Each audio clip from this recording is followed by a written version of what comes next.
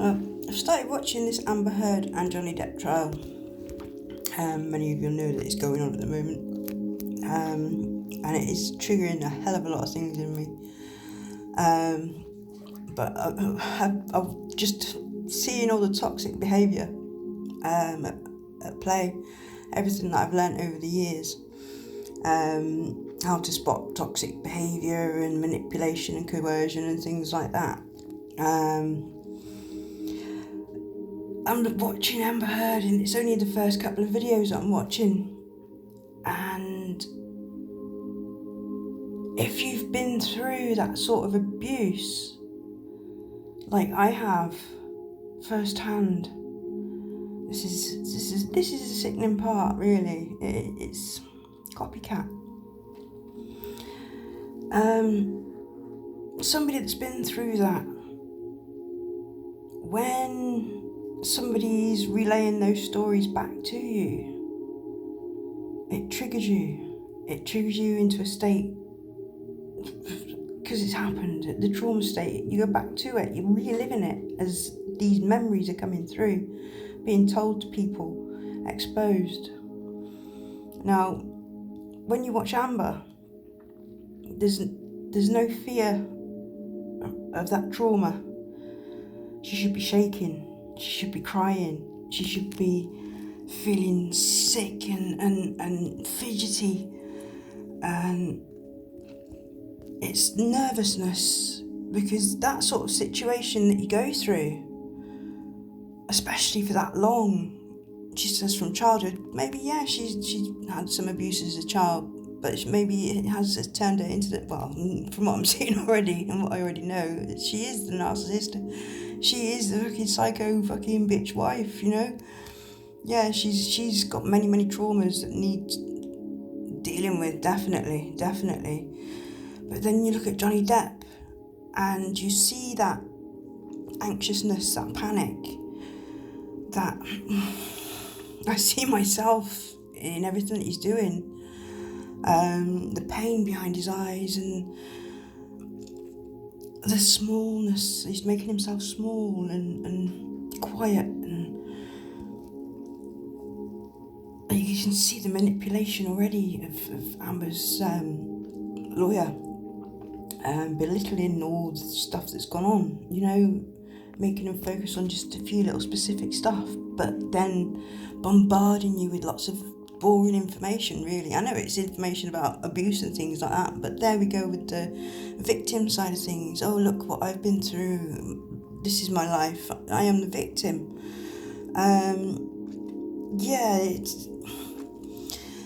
It makes you feel guilty straight away. Look at me, I'm sorry. You know, she plays that part, but she doesn't play that part because, like I say, you go through that sort of thing and you're not sat there with a straight face, you know, just smirking now and again and, you know, just looking around and, you sat there, you're a gibbering wreck. If you've experienced that sort of thing, the trauma, post-traumatic stress disorders coming, pew, pew, pew, pew, all these memories going back, pew, pew, pew, fuck my head, go boom. You know, and you break down. And I can see that nervousness behind Johnny. He's such a brave man. A fucking legend. Thank you for speaking up. So many people go through this, and I've been trying for years to sort of like to bring this out into the open. Domestic violence, you know, whether it's your family, whether it's your friends, whether it's your partner, you know, it's toxic behaviour, toxic personalities. They can destroy you, you know, mentally, physically, and, you know, in every other aspect. They destroy your lives. And these people, they don't know how to stop. It's just part of their brain structure. They haven't got the empathy behind it. And this is why she's not breaking down. She's not got that emotion behind it at all. I was watching another video, and when it was Johnny Depp's lawyer explaining things that was going on, explaining things, and she should be emotional to that, but you see her there, and she's sort of like little smirk on her face when he's listing off all these things, and she's there, she's looking at her nails, and I can imagine her saying, oh, I might go to that new boutique on Thursday and get my nails done. You know, while this lawyer's going off on about this, and she's like, no, maybe we'll go for the purple this time, or a bit of pink. And, you know, I can see her head going working, and she's so smug and not listening at all, not listening. And I recognise that of what my ex-husband did through our divorce and child custody case. Him and his lawyer tried to manipulate the court. In the end, the judge saw it and ripped him into it for it. And this is, I can predict it now, this is exactly what's going to happen with Amber Heard. Everything's going to come out, and she's fucked. She really is fucked, but she hasn't got the brain there to stop it. It's all about image. It's all about me. I, look at me. And they'll bombard you with so many different facts and misdirections, but telling you the truth. It's very, very twisted. When you see the patterns, you know what's going on. When I've had a bit more time to look into it, I'm going to write it all down. I am going to analyse these videos, definitely, because I see my own situation in it through past partners and the divorce and child custody case, defamation of character through the family and ex-partners and things like that, you know. So, and the stuff that I've learnt about it over the years, for my own mental health and my own well-being, really. This needs to be exposed, all the patterns. I'll be sharing my experiences, and I'll be just pointed out little things, you know. I'll have to write down timestamps and things like that, just so you can have a look and see what's going on. But yeah, I think this is an opportunity that's opened up for me to help people realise what domestic violence is and what it does, and the games and the patterns and the trauma and being trapped in your own head, being held prisoner by somebody, by just even words, you know, a look. It's horrible. I'll be explaining my situation alongside how my mental health affects me. Because the way Johnny is, I can see myself in him with certain ways that he is. I've seen snippets of a few videos that my daughter showed me today, and I was in tears. And because it triggered me, I was sat there in his chair, and it was happening to me again. Just the way he looked, the way he acted, and the distance in his eyes when Amber was just ripping into him. You zone out, you go off. You're in your own head, but you've got that voice there that's just, and all you want to do is go, is run, is just get out, stop it. It's horrible. You go inside, you go into yourself, you disassociate basically from the situation. Your brain shuts down and protects you,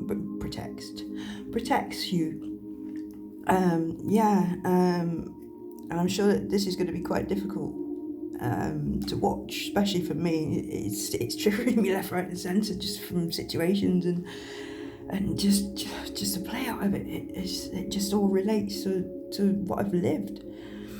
But this needs to be exposed. It really does. It's hurting so many people behind locked doors, you know, trapped in mental abuse, physical abuse, sexual abuse, financial abuse. So many different aspects of it that this lawyer doesn't want you to know about. He's trying to portray that he does, because he's blurting out Amber's story and contradicting himself on everything he's saying as well. Like, you know, so just watch out. Really listen to what he's saying. You will see bits of truth in there, but it's not from Johnny. It's actually truths about Amber. Anything that's derogatory towards Johnny is actually what Amber's been doing to Johnny. This is how the games play out, the destruction. But her brain is in that mode. It's not got that connection of, oh, shit, I should stop. She's going to see this all the way through, and she's going to fucking lose. I know she is. And Johnny Depp, you're wonderful. You keep on, man. The light at the end of the tunnel's coming. I've been through that, been through it, been dragged through fucking shit with my ex-husband. I had to fucking go, he was making out I was a heroin addict and all sorts of shit, like, you know. Biggest druggie in fucking Torquay. Yes, I've taken drugs. I still smoke cannabis. Yes, I'm honest. I've used it as a coping mechanism. I still do in these sorts of circumstances. Keeps me calm. It helps me to relax my brain, so I'm not having constant thoughts all the time. Never been on heroin in my life. I'm sure my gran would like to tell you different, and a lot of other people in my family would like to tell you different, but no, that's not the case. That's not the case at all. I gave up drinking years ago because that was affecting my mental health. It's an escape. You're constantly bombarded by abuse, mental, physical, whatever, every abuse from the moment you wake up to the moment you go to sleep. And then through the night, it's a constant fucking head battering until you're tired and you just give up and you go into yourself and you're on automatic survival mode, and it's horrible. It really is. I'm hoping I'm not actually, I'm getting all excited about, well, not excited, but this has been, I would say, a passion with the research that I've done and everything, just for my own benefit and to help other people, and I'm seeing the results as well. I've talked about Heather Ashbridge before. She is coming on leaps and bounds. I'm so proud, and it's amazing to watch. And an old school friend, Josie Temple, I'm seeing you rise and shine, and it's absolutely wonderful. Another mate of mine, Paul Adams, his life's looking a lot better as well. Just more positive and stuff, and lots of other people that I know are starting to, even my daughter, she's getting back into her artwork. I saw that today. She's amazing. She's leaps and bounds ahead of what I used to be at her age. My artworks, well, you've seen my kids up there, fishies and all sorts of stuff. I did portraits and fantasy, or all sorts of things. I'm a creative person. I love my art. It used to be an escape, but bells are ringing out there. But maybe that's like a sign that I need to get back into my creative talents, which I should do. I used to use it as an escape, but I got to the stage in my mental illness where I couldn't do anything. I was actually trapped in my own head, a prisoner. I couldn't go outside, I couldn't answer the phone, I couldn't speak to anybody, not friends, not family, not anyone. Just shut myself away, turn the internet off, turn the telly off, and just went into myself. It was horrible. And when I was taking medication, I'd be asleep for days and days, just get up to go to the toilet and maybe go and get something to eat and come back to bed, eat that and go sleep straight away, And I would have got a Guinness World Records. They clocked my sleep pattern. Definitely. But yeah, I'm going to be analysing a lot of stuff through this trial and just pointing out different aspects of this. I think people need to be aware of just all the patterns and the behaviour. Just switch it round. It's not Amber Heard that's a sweet and innocent girl. She'd be showing signs of it. It's Johnny Depp. He's the empath. If people who know me will know my personality, my characteristics. Now, I've liked Johnny Depp for a hell of a long time. Since my best mate introduced me to him years ago, Sarah Ellery, Mr. Johnny Depp.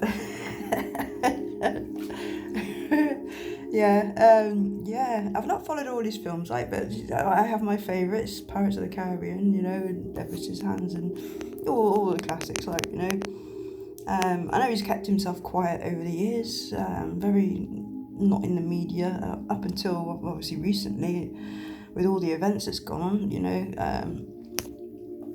but I've always seen, when I've watched his films, I've always seen myself in certain things that he does. Just you can see that sadness behind his eyes. You can see the empathy that he's got. You can see his caring nature. I don't know nothing about his past. I'm sure I'm going to learn a lot of it on this while I'm watching this trial. I'll be able to relate to what he's gone through and relate it to my own story. and maybe other people will relate it to their story that are going through the same thing. You know, they'll be able to pick up the patterns and see all the games that they play, a series of events, you know, because it starts off very little, subtle, and then it gets worse and worse and worse and worse and worse and worse and worse. And when you try to escape, that's when it gets even worse. It's like the last hurrah, you know. They want to destroy you completely. They want to destroy your name. They want to destroy you. They don't care if you live or die. I've been to the stage where with my mum, she's watched me go through countless suicide attempts, trying to solve my life problems, you know, trying to work out my own head, you know. And she's prohibited that. She's stopped that process just by lying to me constantly, even with the family, you know. All I want is the truth, and I can move. Well, I've moved on now, but all I ever wanted was the truth. I can cope with that. I can process that. Your brain can process that. When you're constantly chasing lies and twisted stories, you know, you're constantly trying to work out stuff. This is why I've become a very good researcher, you know, with mental illness and neurology and space and all sorts of stuff, you know. My list of interests is very wide, very wide. But yeah, I intend to put all this into perspective and just show everybody the game that's been played out. And predictions. Yeah, let's see if my predictions come true. Yeah, I think that's a good idea. Stay tuned. I shall be giving you some insights. Thank you for watching, and bye-bye.